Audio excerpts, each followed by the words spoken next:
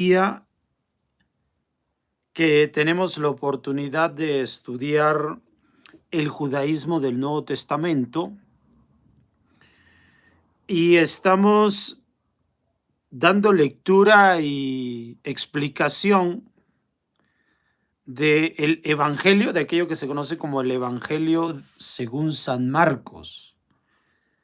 Ahora estaremos hablando del contenido del capítulo número 3 y es el momento en el que Jesús se encuentra predicando en esta región conocida como Galilea de los Gentiles, una región que está abandonada en aquel tiempo obviamente está abandonada de la presencia de la obediencia a la Torá. Una sociedad, dada la cercanía con la vía Maris, que es la ruta que va de Europa para Egipto, en ese lugar, entonces hay mucha influencia de la filosofía griega, la filosofía romana, y por lo tanto es una porción del pueblo de Israel que está siendo muy azotada por esos conceptos. También por lo mismo, la presencia de los grandes sabios de nuestro pueblo en ese lugar no se da de manera suficiente, más bien todo lo contrario. Entonces, los religiosos, los miembros de los grupos religiosos de aquella época en ese lugar, pues no están tan tan incluidos en los conceptos de la fe judía de aquellos tiempos, hablando de los grandes grupos, de los grupos más importantes, de los grupos cuyo desarrollo intelectual y de la Torá no es de grandes alcances, sino más bien todo lo contrario. Entonces, allí hacía mucha falta, tal como Jesús lo había dicho en el capítulo número 2. Él se encontraba conviviendo con este tipo de personas en la sociedad de estos pueblos, publicanos y pecadores, y los estaba apenas atrayendo hacia los conceptos de la Torá, pues ellos están muy abandonados a ello. Así que esto es el contexto de aquel tiempo.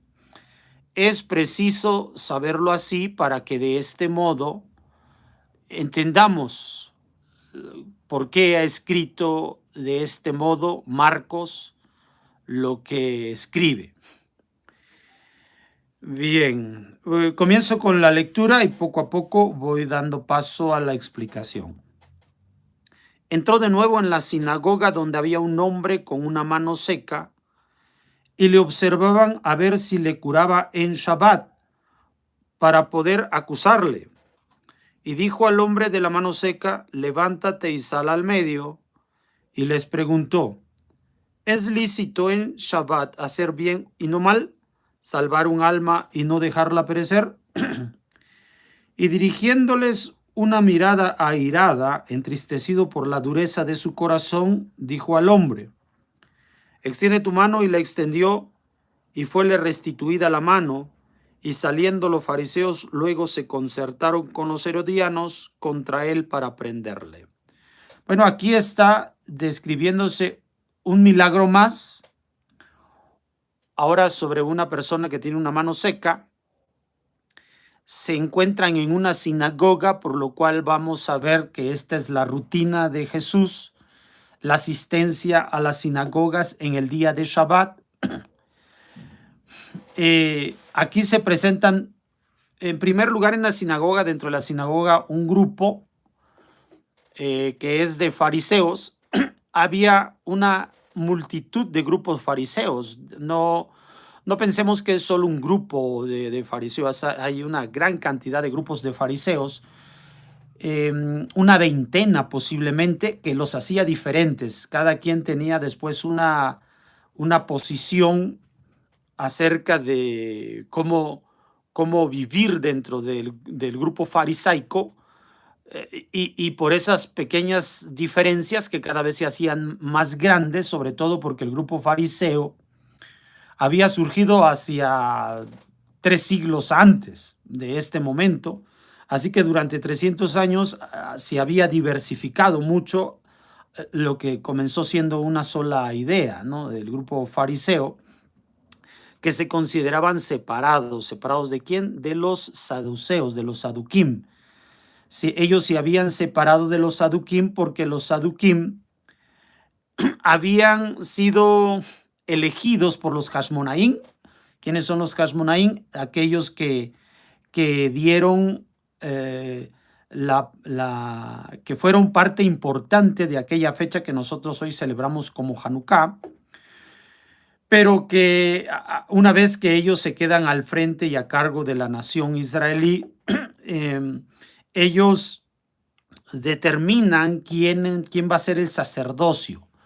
Este grupo de sacerdotes que queda comisionado por los Hashmonaín son los saduquim, mas los saduquim no tienen no tienen el linaje sacerdotal. Entonces, desde ahí ya comienza a pervertirse, a corromperse la ocupación del Cohen, de los Kohanim, dentro del templo. Por lo tanto, un templo reconstruido, aparte era escueto, sencillo el templo. Entonces los fariseos se separaron de estos saduquim, de ahí el nombre fariseos, se separaron, porque no consideraban que era el sacerdocio auténtico el que estaba haciendo los ritos dentro del templo, de ahí que son fariseos. Entonces, pero 300 años más tarde se habían redefinido muchos conceptos y cada quien había formado un grupo distinto. Como les decía, hay aproximadamente una veintena de grupos, porque hay opiniones muy diversas dentro del pueblo de Israel en aquel tiempo de los acontecimientos en el libro del Evangelio de Mateos en la época de Jesús. Evangelio de Marcos, perdón, en la época de Jesús. Y aquí nos damos nosotros precisa cuenta acerca de esto porque, bueno, estos fariseos, de acuerdo al relato, están tomando ocasión para poder acusar a Jesús de estar actuando de forma equivocada de acuerdo a la ley en el día de Shabbat. Porque Jesús dice, tal cual, es lícito en Shabbat hacer bien y no mal, salvar un alma y no dejarla perecer. Ahora, por ejemplo, después de pasados los años, nosotros nos hemos dado cuenta que los sabios de Israel, estos grupos más concentrados en la Torá, más profundizados en el estudio, tienen esta misma determinación halágica. O sea, hoy en día, cualquier cosa que uno haga a fin de salvaguardar la vida de cualquier persona, judío o no, en el día de Shabbat se considera una acción correcta, no hay una violación como tal de las leyes del Shabbat. Por esta razón es que nosotros sabemos que apenas se están definiendo los conceptos de la Torá, del judaísmo como tal, de lo que hoy en día conocemos como judaísmo. En aquel tiempo apenas se estaban definiendo. Número uno. Número dos, estos no eran de los más letrados dentro de los fariseos, porque aun cuando todavía no se definían, sí se caminaba por el camino correcto ya de hacía tiempo. Así que encontramos que estos fariseos, este grupo de fariseos, son fariseos un tanto en la ignorancia. típico de los fariseos que viven en aquella región de Galilea, porque no hay mucho desarrollo de Torá, no están reunidos los más grandes sabios en las mejores sinagogas, no son los judíos más fieles a la Torá los que allí viven. Por lo tanto, el entorno no les provoca a ellos a estar en tal desarrollo.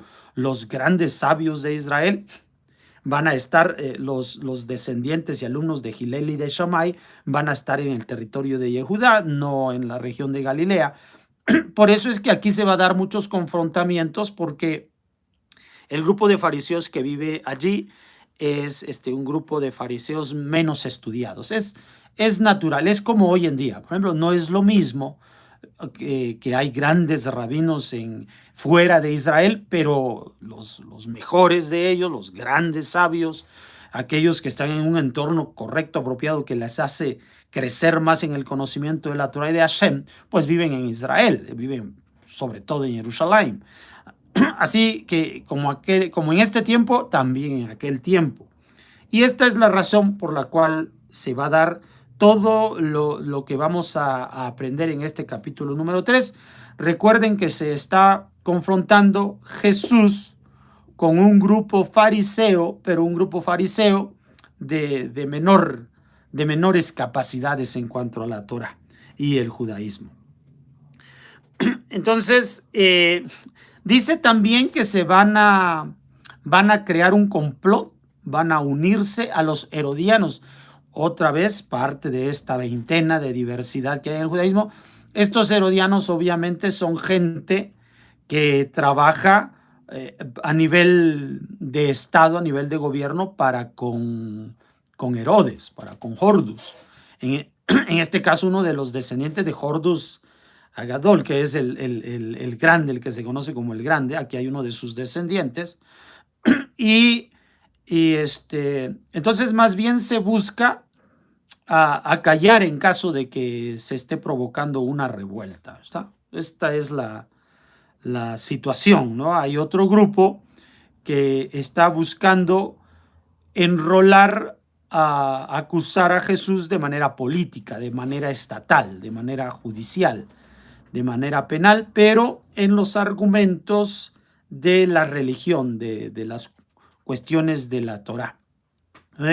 Hay aquí ahí se ve la mano negra, ahí se ve que las cosas no son por la vía correcta, por la vía legal, porque un letrado de la Torá buscaría discutir pues, conceptos de la Torá hasta que pudiera ser convencido el uno del otro del punto del otro. ¿Sí? No es raro que haya discusiones acerca de los conceptos de la Torá, como ocurre en el Talmud, como hoy lo vemos descrito en el Talmud, porque así solía ser entre grandes sabios.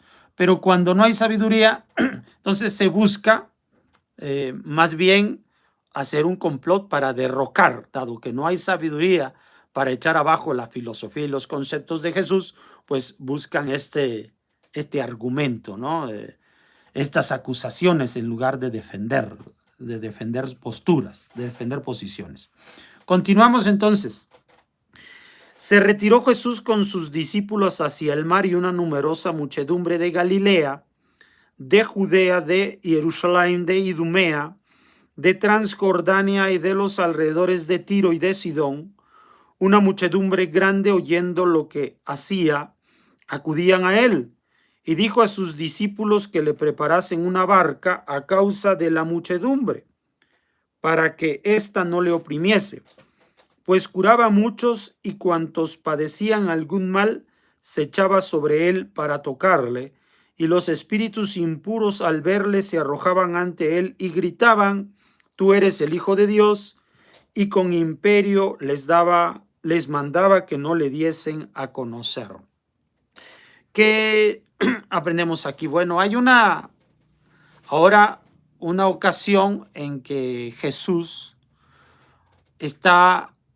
a multitudes las está sanando y está liberando a las personas endemoniadas. Pero aquí las personas endemoniadas, los espíritus inmundos, empiezan a levantar su voz, a gritar acerca de reconocer la autoridad que hay en Jesús. ¿Y cuál es la autoridad que hay en Jesús? Tal cual ellos lo mencionan, le gritaban: tú eres el Hijo de Dios. Les recuerdo que este concepto de Hijo de Dios tiene que ver con un concepto que también las naciones de aquella época la conocían.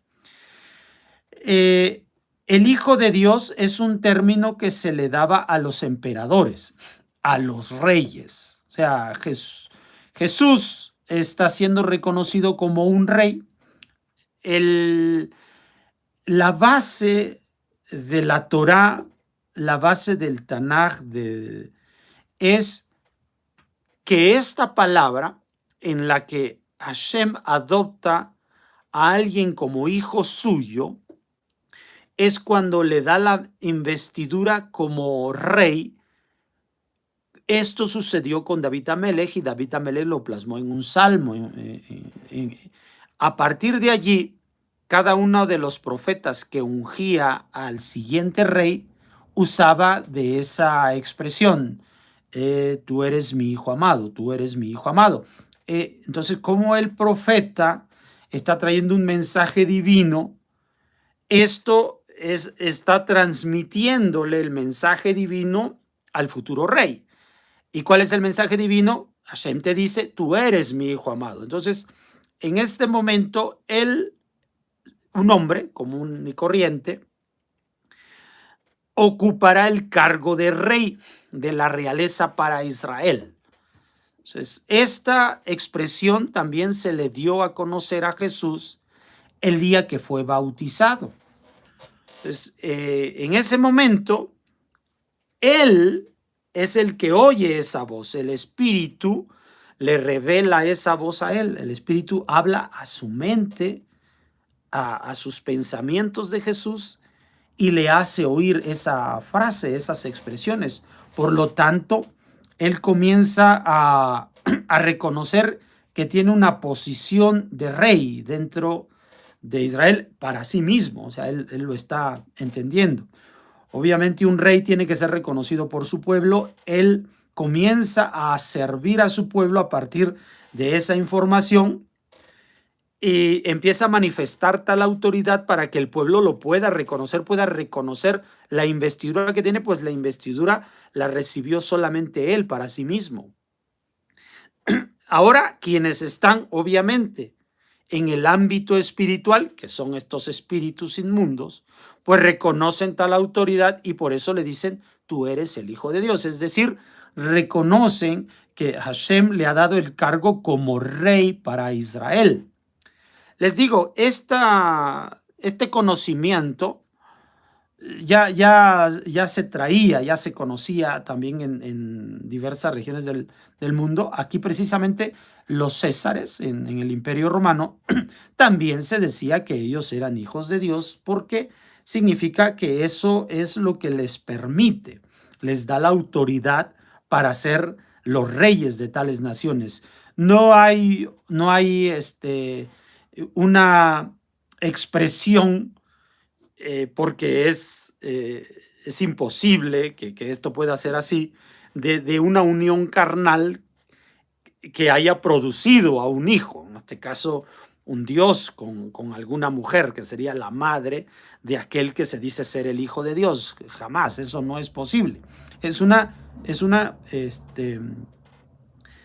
expresión que demuestra que esta persona tiene una autoridad del cielo para ser el rey. Y esa expresión ritual es Hijo de Dios. No hay ninguna otra información allí, porque no corresponde a lo que se sabe y se conoce acerca de la Torá y de los acontecimientos en aquellos días.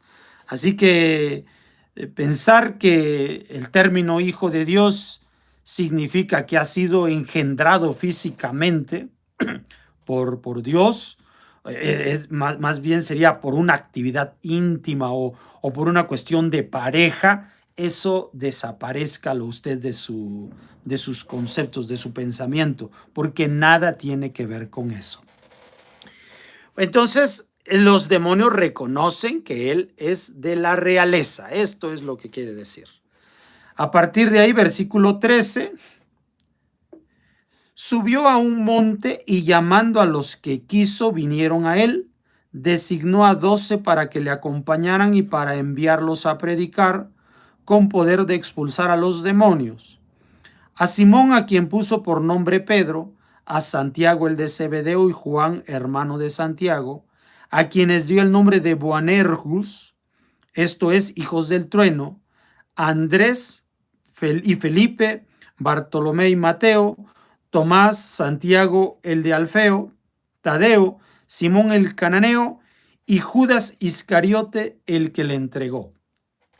Bueno, aquí va a nombrar Jesús a sus discípulos. Siempre dice que va con distintos discípulos. Parece ser que selecciona a 12 de entre todos ellos y los va a nombrar aquí Marcos, el que escribe y redacta el Evangelio. Los va a nombrar precisamente para uno sacarlos del anonimato, o sea, ponerlos al frente de todo este movimiento.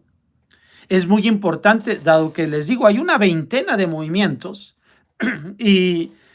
pero para darle continuidad es necesario que si surge un rabino, un sabio importante, él deje o él mantenga discípulos suyos de tal modo que si él desapareciera, entonces sabríamos quién es la voz autorizada de la enseñanza traída por este rabino. En este caso, esto es lo que aquí está sucediendo. O sea, precisamente Marcos nos está dando a conocer o está dando a conocer que la voz autorizada para darle continuidad en que como para entonces cuando escribió Marcos ya se sabía, Jesús ya no estaba en la tierra, entonces ya se puede saber quiénes son la autoridad, a quienes hay que seguir, a quienes hay que oír. O sea, se les está dando este nombramiento para sacarlos del anonimato, para que los podamos conocer, para que se pueda conocer y se sepa quiénes son los que tienen la autoridad. Bueno, hay este tema aquí con la cuestión de los discípulos. Continuamos un poco más. Llegados a casa se volvió a juntar la muchedumbre, tanto que no podían ni comer, y oyendo esto sus allegados salieron para llevárselo, pues decían, se ha vuelto loco. Los escribas que habían bajado de Jerusalén decían, está poseído de Belcebú, y por virtud del príncipe de los demonios echa a los demonios.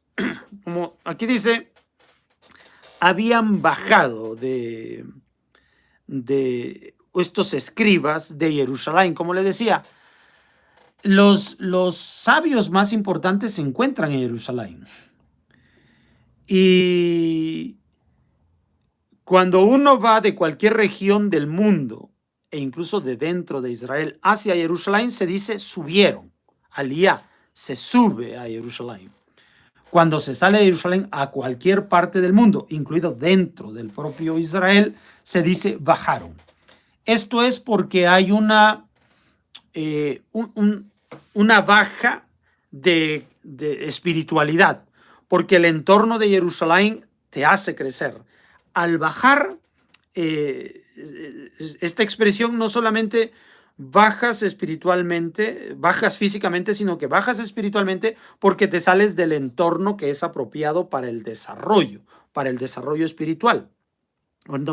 Luego entonces, para un gran sabio, prefiere no salir de Jerusalén, más bien necesita subir y quedarse allí. Esta es la idea.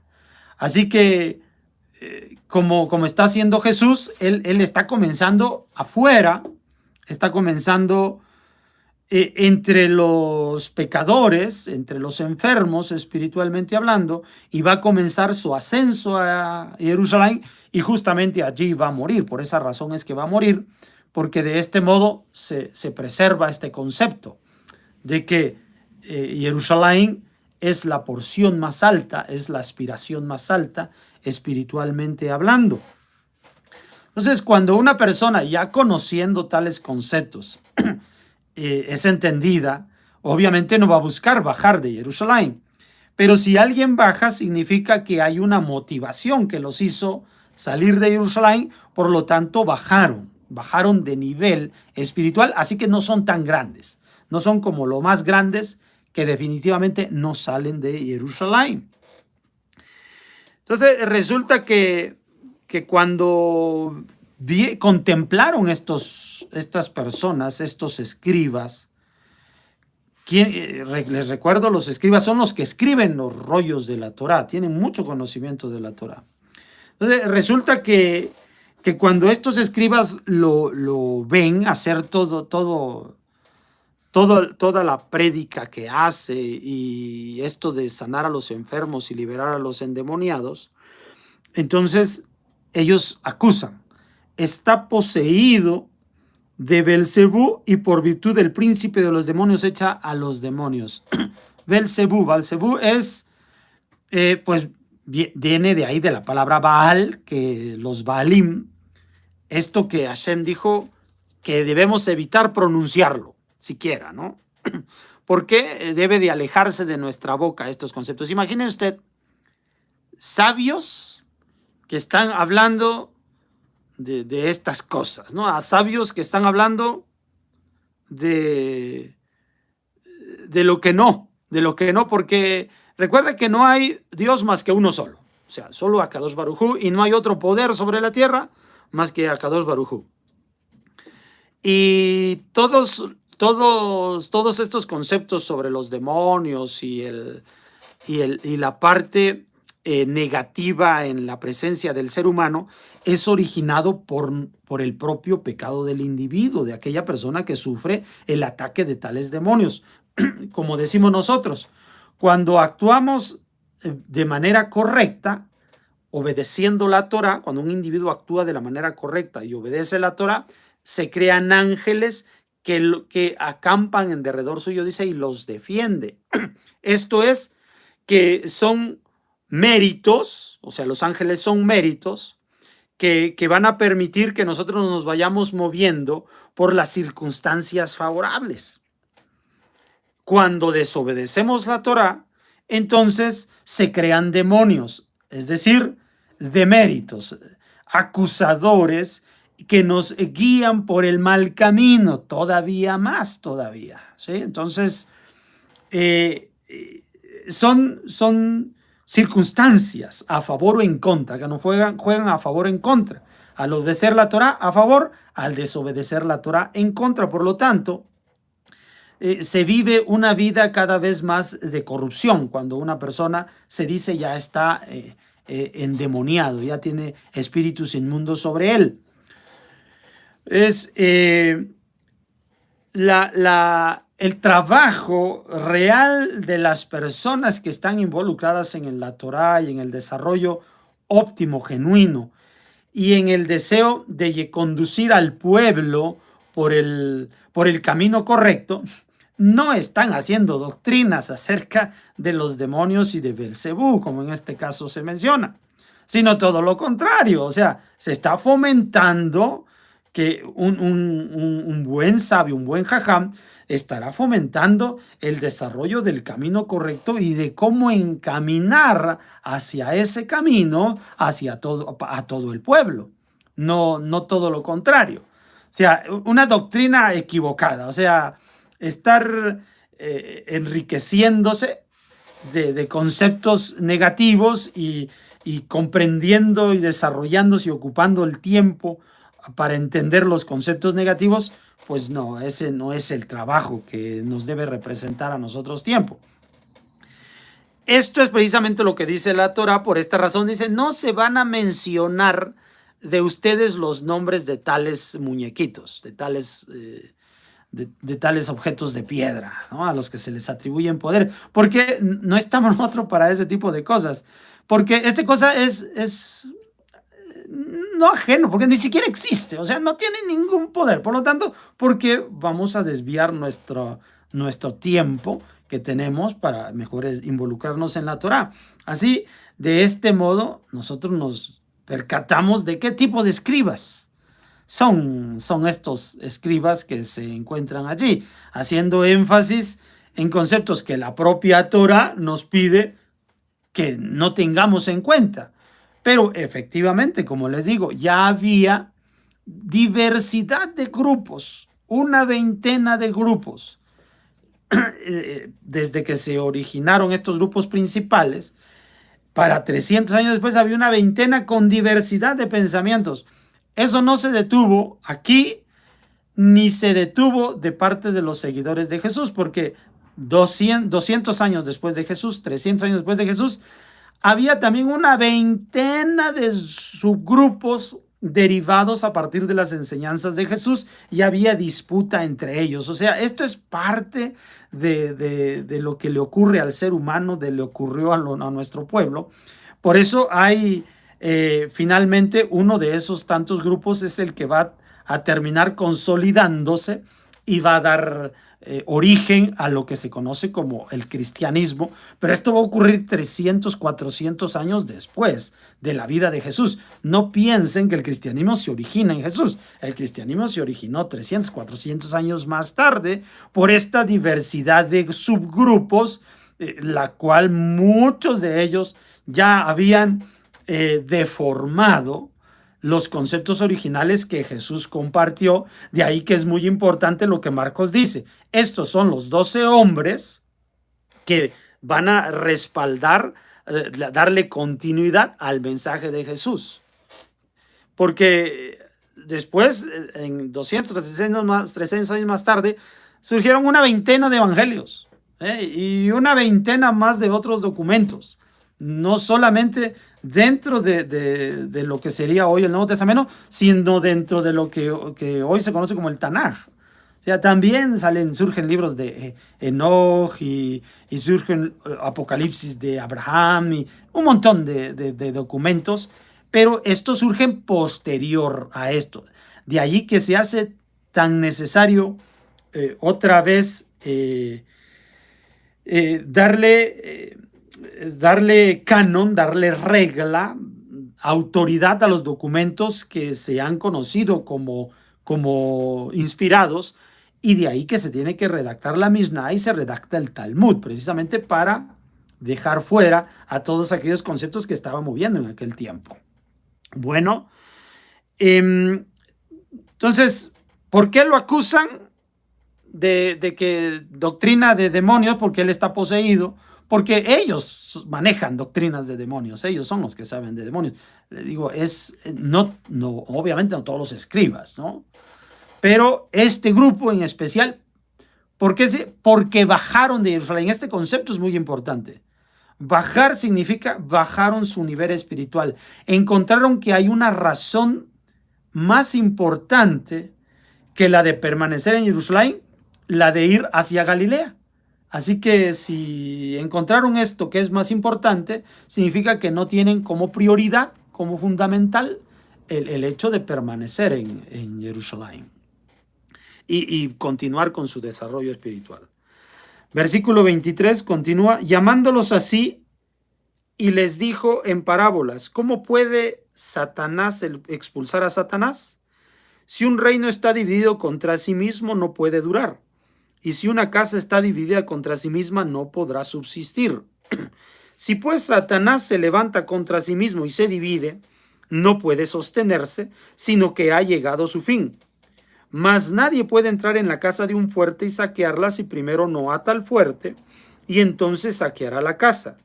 En verdad os digo que todo les será perdonado a los hombres, los pecados y aun las blasfemias que hayan proferido, pero si alguno blasfemare contra el Espíritu Santo, no tendrá perdón jamás. Es reo de eterno pecado, porque ellos decían, tiene espíritu impuro. Usando de la lógica, Jesús les hace saber que si alguien está desde su propio reino, actúa contra sí mismo, pues obviamente se va a debilitar. Así que no es lógico lo que están pensando y diciendo estos escribas. O sea, es un argumento muy sencillo que hay que dictar contra este tipo de escribas. O sea, ¿cómo es posible que ellos llegaran a tal conjetura? O sea, se derrumbaría en la primera. Por eso es que Jesús les dice de ese modo. Ah, esto no les da mucho, no está dentro de los más sabios. Eso significa que los escribas estos no están dentro de los más sabios. Y luego dice, porque pues alguien que se ataca a sí mismo, pues se debilita a sí mismo, más bien todo lo contrario, ¿no? Si se está causando la debilidad de uno, está haciéndolo, lo está actuando un enemigo que tiene toda la intención de debilitarlo. Ahora, el enemigo, dice, viene, que está actuando en contra del reino del mal, del reino del pecado. Me refiero a este deseo del Yetzer Hará en las personas. Si se está atacando este mal, significa que es aquel que los quiere destruir. Y este que los quiere destruir usa del Yetzer Hatov, usa de la voluntad del Yetzer, de la inclinación al bien. Y el que mueve la inclinación al bien es el Espíritu Santo, menciona aquí Jesús. El Espíritu Santo, en este caso, una vez más, amplía este concepto que se va a desarrollar a lo largo de todo el Nuevo Testamento. Ya hemos dicho que es aquella voz que le habla a Jesús en el bautizo, aquel flujo que lleva a Jesús al desierto para volver sobre los pasos del pueblo y darle realidad al cruce del Jordán. Ahora se menciona que el Espíritu Santo es este flujo que provoca el desplazamiento y la destrucción del mal. Es el Espíritu aquel que vuelve para retomar las vidas de las personas que han abandonado el camino de la Torah. Esto es el Espíritu Santo. Entonces, como el que está dando a conocer este flujo del Espíritu Santo es justamente Jesús, entonces Jesús está abriendo este poder, este flujo sobre la humanidad. Toda persona debe reconocer que esto viene de parte del cielo, porque está cambiando las vidas de los pecadores en personas que van a conducirse por el camino del bien. Entonces, cualquiera que señale que alguien que se está corrigiendo en el camino, que alguien que está manifestando la presencia, la misericordia de Dios en la tierra, lo está haciendo porque es un espíritu inmundo, un espíritu de demonio. Entonces, esta persona, como no está reconociendo el actuar de la soberanía divina en esta tierra, es un pecado gravísimo, es un pecado grave. Fíjese, mientras los demás grupos de sabios de Israel en aquel tiempo, con los cuales hasta ahora Jesús se ha entrevistado, les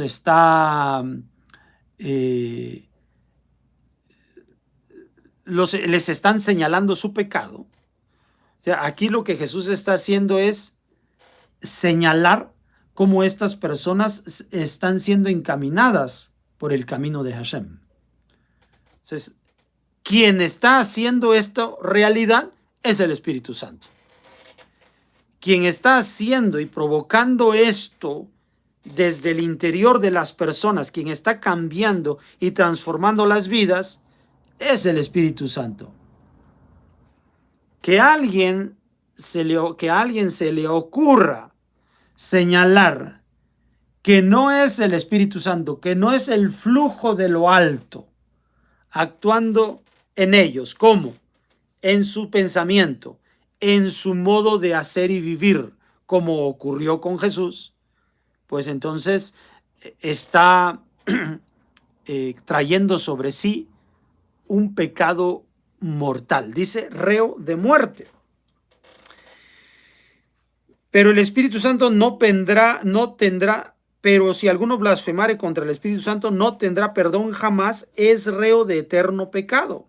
Porque ellos decían, tiene espíritu impuro. Así que si nosotros vemos a alguien que antiguamente vivía en una situación fuera de la Torá y que hoy está volviendo al camino de la Torá, y decimos que se dice que en él están ocurriendo fuerzas demoníacas, entonces hay que tener mucho cuidado. Esto es lo que dice Jesús y es cierto como tal, porque el Espíritu Santo es el flujo que nos lleva a la obediencia de la Torá, el Espíritu.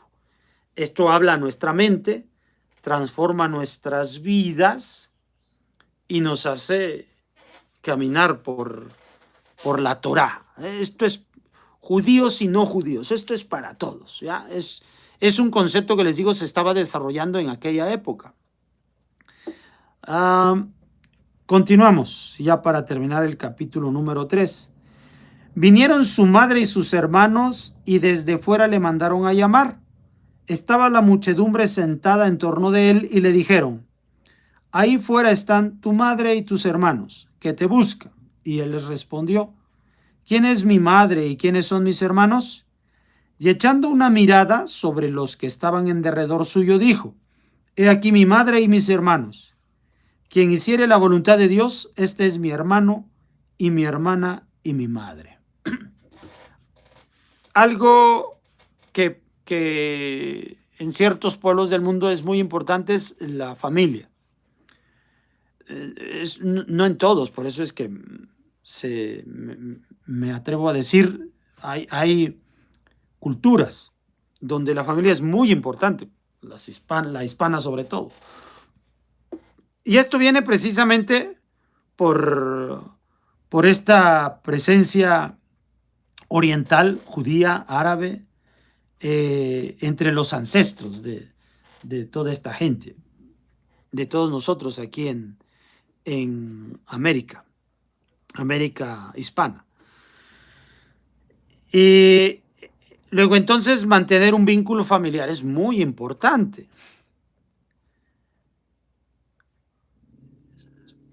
Se acercaban la familia de Jesús, bueno, dice su madre y sus hermanos. Bueno, también aquí hay algo, ¿no?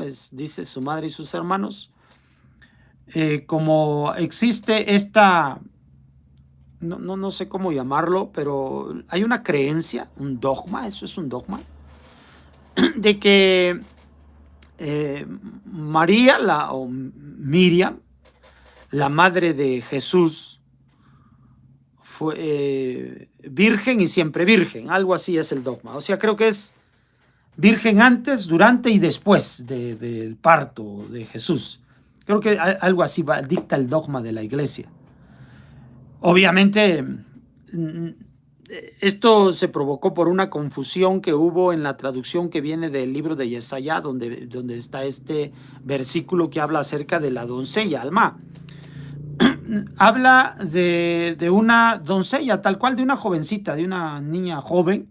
No tiene nada que ver con este rito de la virginidad, esta expresión. Sí, obviamente, ella no había tenido unión con varón, pero no tiene que ver el rito de la virginidad como se conoce hoy en Occidente esta esta situación. Por lo tanto, el hecho de que se mencione que haya hermanos no tiene que ver con si son sus hermanos o adoptivos o eran medios hermanos porque más bien eran hijos de José o de Yosef. No es. O sea, aquí tiene que ver con que son su familia, es decir, es su mamá y son sus hermanos, o sea, como tal. No dice medios hermanos, no dice hermanos adoptivos o de los que se cree que son sus hermanos, no, dice son sus hermanos. Para el pueblo judío no hay ninguna situación que inoportune a lo que se está comentando aquí, lo que escribió Marcos, pues. Entonces vinieron su madre y sus hermanos y desde fuera le mandaron a llamar. ¿Por qué? Pues es el núcleo familiar, la importancia de la familia. Y entonces él aprovechó para dar a conocer una enseñanza, porque esto es lo que él hacía. Le dijeron, allá afuera están tu madre y tus hermanos que te buscan. Y él les respondió, ¿quién es mi madre y quiénes son mis hermanos? Y echando una mirada sobre los que estaban en derredor suyo, dijo, he aquí mi madre y mis hermanos. Quien hiciere la voluntad de Dios, este es mi hermano y mi hermana y mi madre. Así que esto es muy judío, o sea, esto sí es preciso. O sea, el hecho de ampliar la familia. ¿A quiénes? A una hermandad mayor. ¿Y cuál es el parentesco que les une? La obediencia a la voluntad divina. Uno pasa mucho tiempo con su familia. La comunidad judía pasa mucho tiempo con su familia, pero cuando se estrechan los lazos, se hacen más fuertes, mayor es el tiempo que se pasa en la comunidad. El hecho de compartir el mensaje divino, las palabras de Hashem, de crecer en la Torá, de caminar por estos caminos de la Torá, estrechan los lazos. Y esto es de lo que está hablando Jesús. O sea, esto sí es muy judío. O sea, un judío pasa mucho tiempo con su comunidad. Mucho tiempo con su comunidad. ¿Ya? Les gusta estar en esa comunidad. Es algo que les apasiona, ¿no? Nosotros nos encanta estar rodeado de personas que están estudiando de Torá, de vivir en medio de la Torá. Esto es algo que nosotros experimentamos de una manera muy importante, de una dicha muy grande.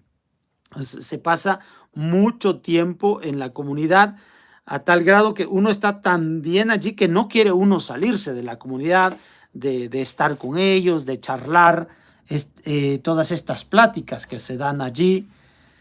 Así que lo que está diciendo Jesús aquí es completamente algo muy judío, ¿no? El hecho de estar